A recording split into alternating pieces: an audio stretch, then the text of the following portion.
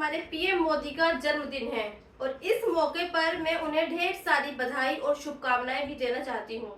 आज मोदी 75 साल के हो चुके हैं और इस उम्र में भी वो एकदम फिट हैं और देश के लिए बिना रुके और बिना थके काम कर रहे हैं। आमतौर पर देखा ही जाता है कि जन्मदिन के मौके पर लोग केक वगैरह काटते हैं, पार्टी करते हैं, लेकिन हमारे प्रधानमंत्री मोदी ऐसा नहीं करते। वो अपने बर्थडे के दिन भी हमेशा देश के लिए काम करते हैं। जैसे आज उन्होंने मध्य प्रदेश को एक पीएम मित्र पार्क दिया। इस पार्क को मध्य प्रदेश को 20,746 करोड़ का निवेश यानी इन्वेस्टमेंट मिलने जा रहा है। बहरहाल मैं मोदी की तारीफें आपसे और क्या करूं। आज आप दिन भर टीवी पर प्रधानमंत्री मोदी की तारीफ सुन ही लेंगे, लेकिन आज मैं आपको वो सब नहीं बताने जा रही हूँ, बल्कि आज मैं आपके सामने हमारे प्रधानमंत्री नरेंद्र मोदी के पिछले 11 वर्षों में और देश का प्रधानमंत्री बनने से पहले उनके दिए गए जो बयान थे वो रखना चाहती हूँ। और मैं चाहती हूँ कि आप इन बयानों को भी ध्यान से सुने कि फिर मुझे ये बताएं कि हमारे प्रधानमंत्री मोदी मुसलमानों से कितना प्यार करते हैं और उनका कितना विकास चाहते हैं। शुरुआत थोड़ा फ्लैशबैक से करते हैं। साल 2002 यानी गुजरात दंगों के बाद उन्होंने टीवी को एक इंटरव्यू दिया था। टेलीग्राफ नाम के एक न्यूज़पेपर ने इस इंटरव्यू को पब्लिश भी किया, जिसमें मोदी ने कहा था कि हम अगर कार चला रहे हैं और कोई ड्राइव कर रहा है, हम पीछे बैठे हैं, फिर एक छोटा कुत्ते का बच्चा कार के नीचे आ जाता है तो हमें पेन यानी दर्द फील होता है। इसके बाद 22 अप्रैल 2014 को यानी प्रधानमंत्री बनने से पहले मोदी ने एक इंटरव्यू फिर दिया और ये कहा, मैं देश के मुस्लिम भाइयों से भी मिलूंगा और ये मेरी जिम्मेदारी है कि मैं समाज के हर वर्ग से जुड़ूं। अगले दिन इसी साल 2014 में मोदी का एक और बयान आया। मोदी ने कहा, Muslims need not to fear me, जिसका मतलब ये होता है कि मुसलमानों को मोदी से डरने की जरूरत नहीं है, वे संविधान के मुताबिक ही शासन करेंगे। इसके बाद देश में मोदी की सरकार बन गई और फिर 17 फरवरी 2015 को मोदी का एक और बयान आया। ये बयान पीएम मोदी ने दिल्ली के विज्ञान भवन से दिया और ये कहा कि मेरी सरकार ये सुनिश्चित करेगी कि आस्था की पूरी आजादी हो। हर व्यक्ति को ये अधिकार हो कि वो अपनी आस्था बनाए रखे या अपने बिना दबाव या अनुचित प्रभाव के। किसी भी धार्मिक समूह, चाहे वो माइनॉरिटी से बिलोंग करता हो या फिर मेजोरिटी से, उन्हें एक दूसरे के खिलाफ नफरत फैलाने की इजाजत नहीं मिलेगी।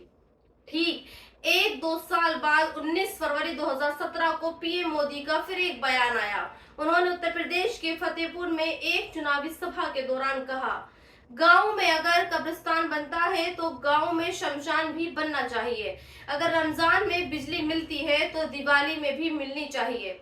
अगर होली में बिजली मिलती है तो ईद पर भी बिजली मिलनी चाहिए। भेदभाव नहीं होना चाहिए। इसके बाद 1 मार्च 2018 को मोदी का फिर से एक बयान आया और ये बयान मोदी ने दिल्ली में एक कार्यक्रम इस्लामिक हेरिटेज के दौरान, जहां जॉर्डन के राजा अब्दुल्ला II की मौजूदगी में दिया गया था।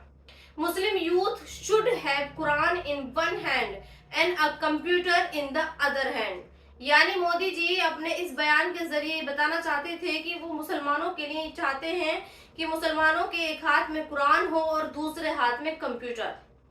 फिर 26 मई 2019 को मोदी का एक और बयान आया, जिसमें उन्होंने अपनी पार्टी के सांसदों को संबोधित करते हुए कहा, मुसलमानों और माइनॉरिटीज ने उनकी सरकार पर भरोसा किया है, लिहाजा सरकार की जिम्मेदारी ये है कि उनका विश्वास बनाए रखे और उन्हें धोखा ना दे। 21 अप्रैल 2024 राजस्थान के बांसवाड़ा में एक चुनावी सभा में मोदी का एक फिर बयान आया और ये बयान भी मुसलमानों के ही संदर्भ में था, जिसमें उन्होंने कहा कि पहले जब कांग्रेस की सरकार थी तब उन्होंने कहा था कि देश की संपत्ति पर पहला हक मुसलमानों का है। भाइयों बहनों, ये अर्नब नक्सल की सोच, मेरी माँ बहनों, ये आपका मंगलसूत्र भी नहीं बचने देंगे। इसके बाद 1 मई 2024 को गुजरात में ही एक जगह चुनावी रैली के दौरान पीएम मोदी ने कहा कि अगर आपके पास 2 भैंसे हैं और अगर कांग्रेस सत्ता में आ गई तो फिर आपसे एक भैंस ले लेगी इसी भाषण में मोदी ने कांग्रेस पर भी आरोप लगाए कि कांग्रेस ये कहती थी कि देश की संपत्ति पर पहला हक मुसलमानों का है। ह्यूमन राइट्स वॉच की एक रिपोर्ट ये बताती है कि लोकसभा चुनाव 2024 के प्रचार के दौरान मोदी ने 173 भाषणों में से कम 110 भाषणों में मुसलमानों के खिलाफ वाले शब्दों का उपयोग किया। कांग्रेस अध्यक्ष मल्लिकार्जुन खड़गे ने भी कहा था कि मोदी ने 2024 के चुनाव प्रचार में मुस्लिम्स, पाकिस्तान एंड माइनॉरिटीज शब्दों का जिक्र 224 बार किया। इसी रिपोर्ट में यह भी कहा गया है कि मोदी ने भाषण में ये संकेत दिया कि विपक्ष की पार्टी मुसलमानों को विशेष अधिकार देना चाहती है। जन्म दर, अवैध घुसपैठ या आदि विषयों से डर पैदा किया गया है। तो दोस्तों, ये तो बयान थे जो मोदी ने पीएम बनने से पहले और पीएम बनने के बाद में दिए। अब आपको मैं मोदी सरकार में कुछ ऐसे कानून भी बने हैं जिन्हें मुसलमानों के खिलाफ बताया जाता है। जैसे मोदी सरकार ने CAA यानी सिटीजनशिप अमेंडमेंट एक्ट लागू किया। ये कानून उन लोगों को भारतीय नागरिकता देने के लिए लाया गया जो अफगानिस्तान, पाकिस्तान और बांग्लादेश में रहते हैं। लेकिन इस कानून से सिर्फ इन देशों में रहने वाले गैर मुस्लिम जैसे हिंदू, सिख, बौद्ध, जैन, पारसी और ईसाई धर्म के लोगों के लिए ही लागू किया गया। इस कानून से मुसलमानों को बाहर रखा गया। इसलिए मोदी के आलोचक ये कहते हैं कि CAA जैसा कानून धर्म के आधार पर नागरिकता देने वाला कानून है। इसके अलावा UAPA बिल लाया गया। हालांकि ये कानून पहले से ही मौजूद था, लेकिन 2019 में इसे भी संशोधन किए गए।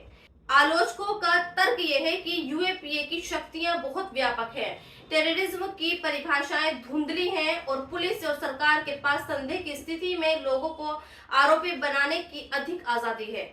मुस्लिमों और अन्य अल्पसंख्यकों पर इस तरह के कानून के दुरुपयोग की आशंका जताई गई है। वक्फ अमेंडमेंट एक्ट और बिल भी मोदी सरकार में लाया गया। इस संशोधन में वक्फ बोर्डों और केंद्रीय वक्फ परिषद में गैर मुस्लिम सदस्यों को शामिल करने की व्यवस्था है और वक्फ संपत्तियों की स्वामित्व संबंधी विवादों की जांच सरकार को अधिक शक्ति देता है। आलोचकों का कहना है कि ये मुसलमानों की वक्फ जमीन और संपत्तियों पर राज्य की दखल अंदाजी बढ़ाएगा। पारंपरिक धार्मिक संस्थाओं पर नियंत्रण संभव होगा।